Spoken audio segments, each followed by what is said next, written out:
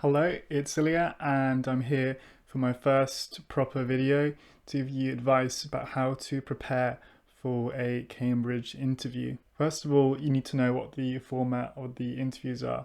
In general, you'll get 2 or sometimes 3 interviews, each about 20 to 30 minutes.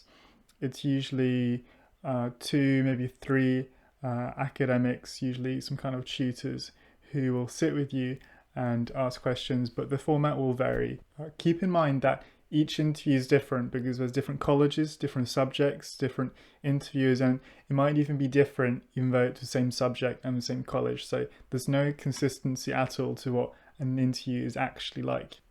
So my first tip is to memorize your application. Know your personal statement, know your reference. Your reference is something that your teachers write for you. If you can see it, please do see it, because it might contain stuff that you might not expect. For example, for me, my reference said I was involved in this project, which I was, but I didn't want to talk about it in my personal statement because I didn't want to talk about it in my interview. So I hoped it wouldn't come up, but they saw my reference and it did come up. So I was a bit prepared because I'd seen my reference, but if I hadn't seen my reference, I would have been way less prepared. A second really important tip is to think out loud. Make sure you're thinking out loud. Make sure you're sharing your thought process. They are there to assess how you think and whether you're thinking in the right way, whether you're receptive to their style of teaching. One of the main reasons they do interviews is to make sure that you're receptive to the supervision style of teaching. A lot of the learning in Cambridge happens in what's called supervisions. A supervision is like a class, but there's only one teacher and maybe 1 or 2, maybe 3 students, so really small classes. So we're trying to make sure you're receptive to the Cambridge style of teaching. It's not about getting the right answer, it's about how you get anywhere.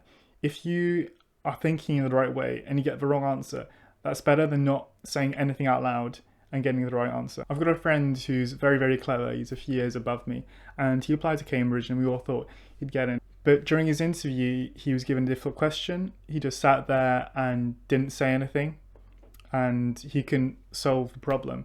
And he didn't even get an offer, even though he's so clever. Now, his mistake was he should have been thinking out loud, not sitting there silently. They're not going to be giving you questions which you could easily answer because otherwise they're not really testing you. They want to see how you cope with problems you cannot answer. So the point is, it's about how you work out an answer and not what the answer itself is. And think out loud. Doing an interview is quite scary if you've never done one before. So if you can, try to have practice interviews. For example, I asked a couple of my teachers to do practice interviews with me, and I think it was quite helpful actually. Even though the teachers might not know anything about my course, like I had my English teacher interview me when I'm applying for a science course. So ask your teachers nicely, please could you do a practice interview with me? You can also maybe ask your friends' parents or just anyone, I guess. If you can do a practice interview, that'd be great because it means you're more prepared for the actual interview. Another thing which I think would be really helpful is if you read ahead on your A-levels. If you go through the whole year 13 content in preparation for your interview, that'd be really helpful. I'm not saying you need to memorize everything, but just go through it and maybe try to understand it. When I went for my interview, I met a boy who was applying for physics, and he said he learned the whole of physics A-level already, even though he's like just started year 13, and he got in. And I think if other people were to do that, that would be very, very helpful. In one of my interviews, I was asked a question. It was, how can you find out if a specific protein is in a cell?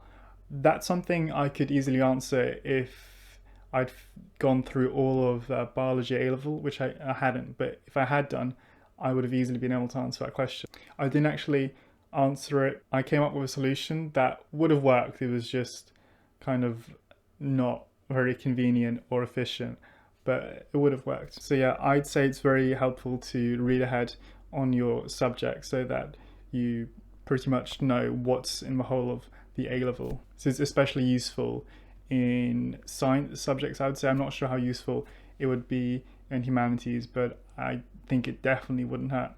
I think a good thing to do would be to read ahead on any textbooks you're given, because they tend to explain stuff very well. I know CGP books are very popular, but they're better for revision and not for actually learning from scratch, because they don't explain stuff very well. So I recommend going through textbooks. Don't only read ahead, but also revise what you've learned already. I think it's very helpful to go through what you've learned up to that point. Next tip is to read around your subject. For example, if you're applying something that's science related, maybe look at the recent Nobel Prizes in that subject. This is something my teacher told me at school, and I thought, well, surely it's not going to come up. But actually, in my first interview, they happened to mention one of the recent Nobel Prizes, and fortunately, I'd had a small look at it. But yeah, that can be helpful. Similarly, you can read journals, read the news, just read stuff that's relevant to your course. It's not something that I did myself, but doing it would be very helpful. Next tip is to research your interviewers. You'll be emailed the names of your interviewers, and you can look them up, you can stalk them. And that could be helpful, as in knowing what they are experts in. Also, here's something that I've been told not to do, but a friend of mine did it and she got in. What I was told not to do at school is bring up your interviewer's research, because it might be really obvious that you're just trying to butter them up, and they might not like it. But a friend of mine did it, and the interviewer really liked it, and she got in.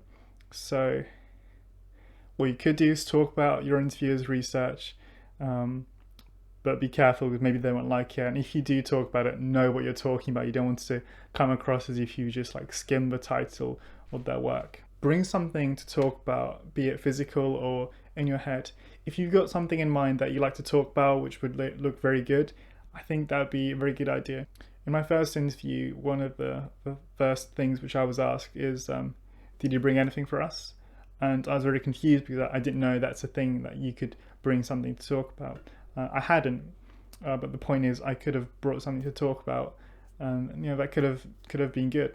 So yeah, bring something to talk about, and maybe you'll have the opportunity to talk about it. Also, it's good to mentally prepare about stuff you want to talk about. For example, I did an EPQ. It's like a project that's worth half an A-level, and it was science related, and I talked a lot about it in my personal statement, and it came up in my interview. And yeah, talking about that I think was really helpful, because it showed that I'd done independent super curricular work, and yeah, I think the interviewers liked it. And yeah, I'd recommend doing that if you can. Talk about stuff that, like, extra work you've done, or maybe extra reading you've done. I think that is good stuff to talk about. A common question is, what do you wear for your interview? There isn't a specific dress code, so you could, in theory, wear what you want. In practice, most people tend to wear something formal, like a suit kind of thing, but it is completely up to you. I wore a blue suit with a red tie and a blue jumper, but you can wear anything. But I think it would be better if you do wear something that's relatively formal. This is one of the most important things, and it's just to relax. It's easier said than done, but it's very, very helpful to be relaxed. And just think about it this way. If you're going to be really stressed out, that's just going to make it more difficult for you to get in. It's just going to make you more unlikely to get in, I'd say. So just try to relax.